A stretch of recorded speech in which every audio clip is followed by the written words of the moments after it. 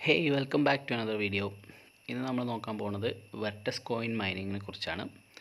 ഇത് ഒരു പുതിയ പ്രോജക്റ്റാണ്. Vertex foundation ഇറക്കിയിട്ടുള്ളൊരു പ്രോജക്റ്റാണ്.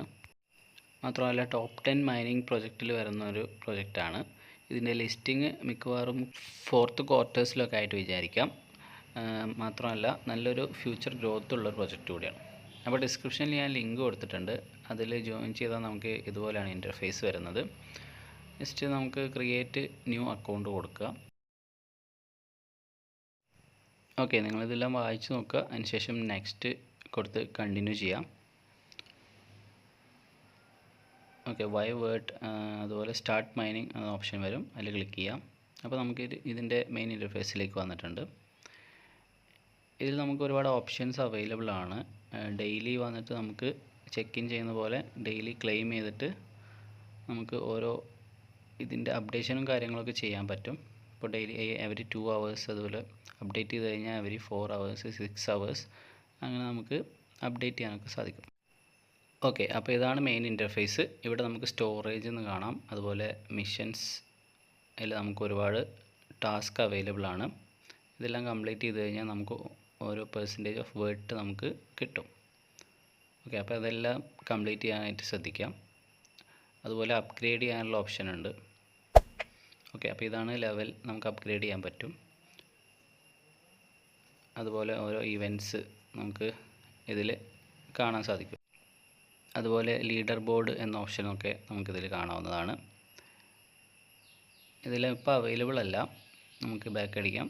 അതുപോലെ ഫ്രണ്ട്സിനെ റെഫർ ചെയ്തിട്ട് നമുക്കിതിൽ വെർട്ടസ് ഗെയിൻ ചെയ്യാനായിട്ട് സാധിക്കും.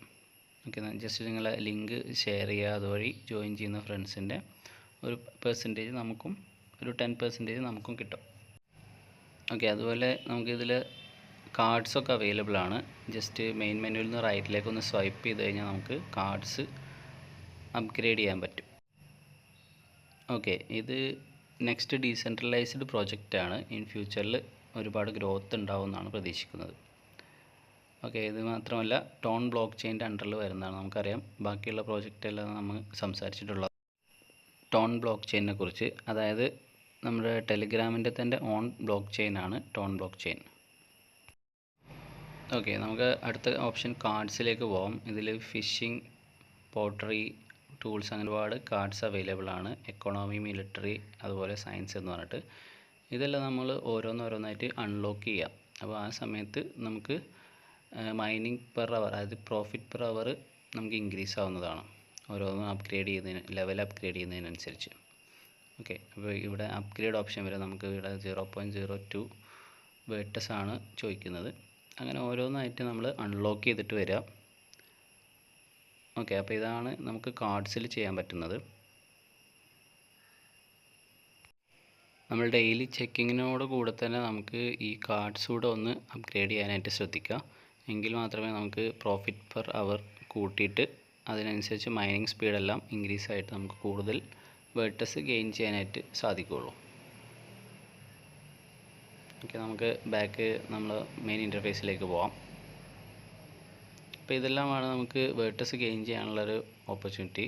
ഇവിടെ നമുക്ക് കണ്ടോ ഇപ്പോൾ ഇൻ്റെത് 0 വേർട്ടസ് പെർ അവറാണ്. നമ്മളിതുപോലെ ഡെയിലി റിവാർഡ്സൊക്കെ കളക്ട് ചെയ്യുക, അതുപോലെ ടാസ്ക് കംപ്ലീറ്റ് ചെയ്യുക.